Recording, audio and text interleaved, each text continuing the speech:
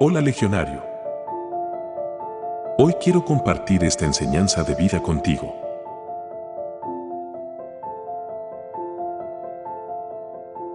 Es bien conocido que sentimos atracción hacia lo prohibido. ¿Pero qué es lo que nos atrae de ello? ¿Qué lo hace tan atractivo e interesante? Entenderás este fenómeno con seguridad e incluso te harán volar la mente unas preguntas al final del video. Lo que te dejará claro de comprender la importancia de este fenómeno es que podrás ver que las implicaciones de esto son y han sido muy grandes para nuestra sociedad durante milenios. Basta que alguien nos prohíba algo para que lo queramos aún más. Hay algo en nosotros que nos lleva a interesarnos por lo prohibido. ¿Pero por qué se provoca este fenómeno? Podemos explicar que lo prohibido de manera general es aquello que no podemos hacer. Algo sancionable por alguna autoridad que ha sido asignada y que juzga algo como malo o incorrecto o inconveniente. Ya sea por un grupo social, religión, gobierno, cargos de poder.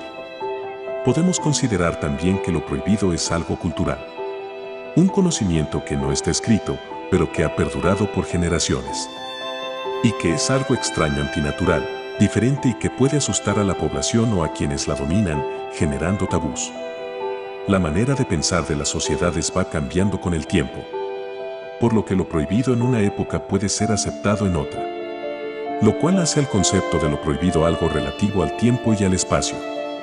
Lo prohibido también es algo personal, dado que nosotros mismos nos imponemos reglas en nuestra propia vida para tratar de llevarla lo mejor posible. A manera personal, creo que lo prohibido se genera de manera simultánea en la sociedad tanto como en el individuo.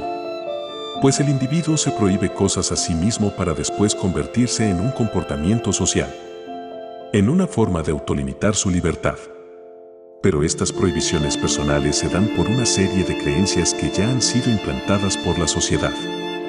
Están en el individuo desde antes de que tenga uso de razón, por lo que se genera la ilusión de autosometerse a reglas que parecerían de libre albedrío, pero cuyo origen está enraizado en ideas preconcebidas que no son propias de su ser.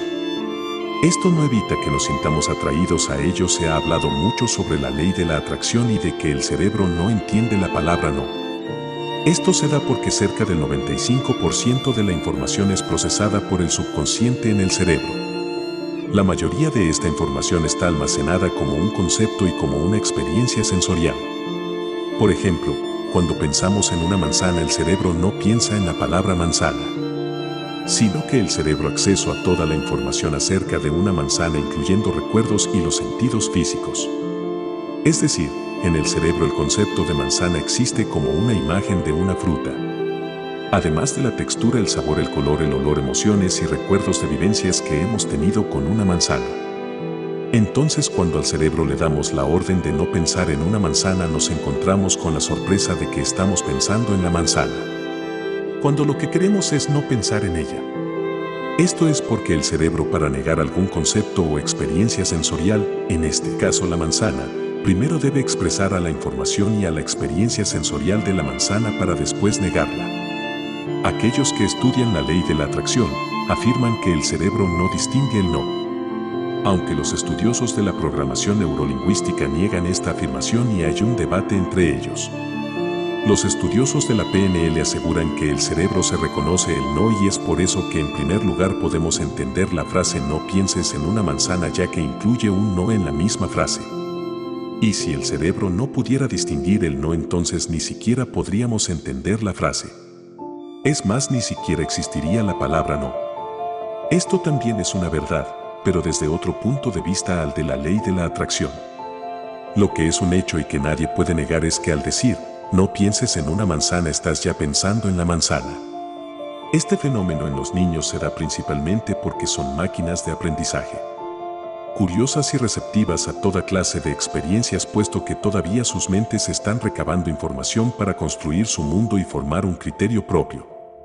Mientras no tengan un criterio propio, el niño sentirá curiosidad por la idea que se le planta en la cabeza.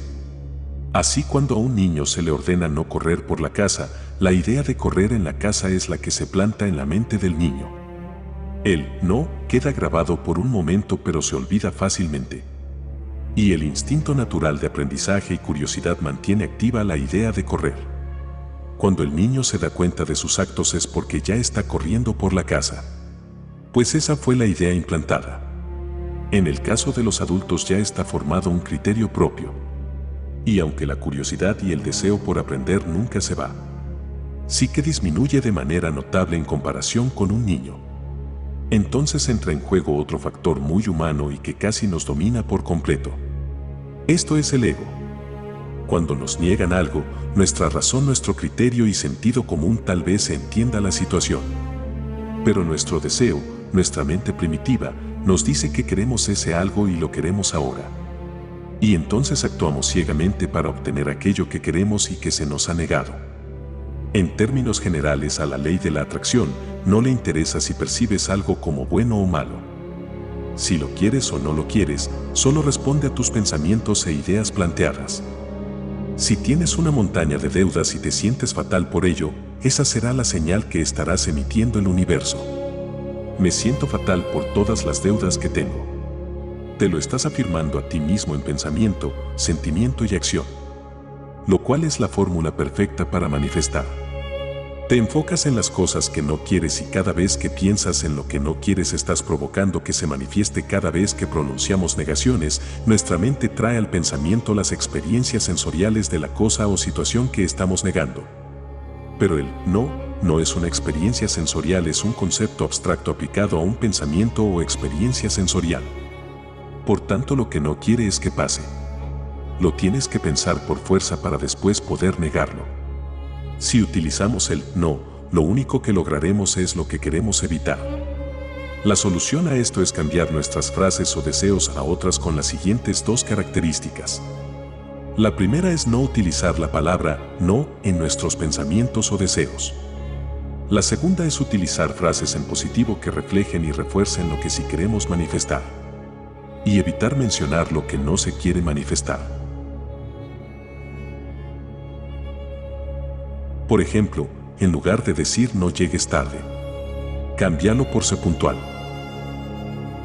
En lugar de no voy a fallar, mejor di voy a acertar. Cambia el ojalá no me pongo nervioso por me siento confiado y seguro. Con estos ejemplos es claro que se evita la palabra no. Se planta en la mente la idea que sí se quiere manifestar. Además de que no se le da oportunidad al ego de meterse en el camino para ir en contra de la idea planteada. Todo está alineado y no hay resistencia por parte del cerebro. Este conocimiento te ayudará un poco a que aprendas a usar uno de los aspectos de la ley de la atracción a tu favor.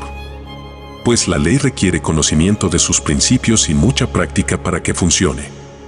Existen personas que cuestionan el significado etimológico de la palabra prohibido. Pues una de las posibles traducciones del latín es estar a favor de tenerlo. Lo cual es algo positivo y contrario al concepto que tenemos de la palabra.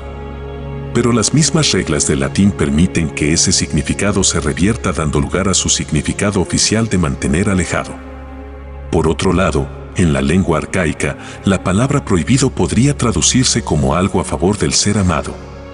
Con esto en mente hay teorías que dicen que nos han confundido. Que nos enseñaron mal para confundirnos. Pues existía un posible significado positivo de la palabra. Sí es cierto que las palabras o sonidos se codifican en nuestro ADN a través de la vibración. Eso quiere decir que el lenguaje de nuestros antepasados está codificado en nuestro ADN y repercute en el ahora. Si en el pasado la palabra prohibido tenía un significado positivo, nos está confundiendo en el presente, existe una confusión en el individuo a través de la prohibición. Recordemos que somos una sociedad llena de prohibiciones. La mayoría disfrazadas como leyes. Es un hecho en Latinoamérica que la mayoría de problemas interpersonales se dan por causa del mal uso de las palabras y una pobre comunicación. Combinamos esto con el deseo que provoca lo prohibido y con el ego humano y tenemos que a lo largo de la historia se han desatado guerras y conflictos entre naciones por causas aparentemente ridículas. Ahora puedes empezar a entender las implicaciones de este pequeño fenómeno. No solo a nivel personal sino a nivel mundial e histórico. Y por si fuera poco, aquí presentamos otro cuestionamiento que volará tu mente. No se puede cuestionar el fenómeno de que el cerebro no distingue el no. Las razones y los ejemplos son lo bastante claros y bastantes autores han hablado bastante del tema. Entonces, tomando esto como base, aquí la observación. Los mandamientos dictados a Moisés en el monte Sinaí, todos van antecedidos por el no. Con el conocimiento del tema ya expuesto te das cuenta de todo lo que se pudo y puede manifestar. Date cuenta del posible impacto que ha tenido este pequeño fenómeno en la historia de la humanidad. Es para no creerse. Por favor, no malinterpretes estas palabras. No es un ataque en contra de ninguna religión. Pero es imposible no cuestionarse algo que es un hecho y que está a la vista de todos. Esta es la importancia de este fenómeno. Este conocimiento prohibido va más allá de lo que muchos no se atreven ni siquiera a imaginar. Por eso te invito a que lo uses para bien. Y es por esta misma razón que debemos aprender a usar nuestras palabras. Y así, evitar conflictos y confusiones de todo tipo que pudieran tener repercusiones incalculables e inimaginables. La manera más efectiva de comunicación sería a través de cerebro a cerebro. Algo parecido a la telepatía con intercambio directo de imágenes, sentimientos y sensaciones. Lo cual no permite lugar a dudas o malas interpretaciones en este aspecto. El lenguaje humano está muy limitado. Mientras el cerebro humano no esté suficientemente evolucionado, o mientras la tecnología no esté desarrollada para realizar este tipo de comunicación, no nos queda de otra que seguir usando el lenguaje como medio de comunicación principal. Por lo que está en nuestras manos la responsabilidad de aprender a usarlo de manera correcta para manifestar cosas positivas en nuestra vida, que a su vez impactarán al mundo, al colectivo y a la historia de la humanidad. Muchas gracias por escuchar. Te deseo un gran día, con fuerza y poder.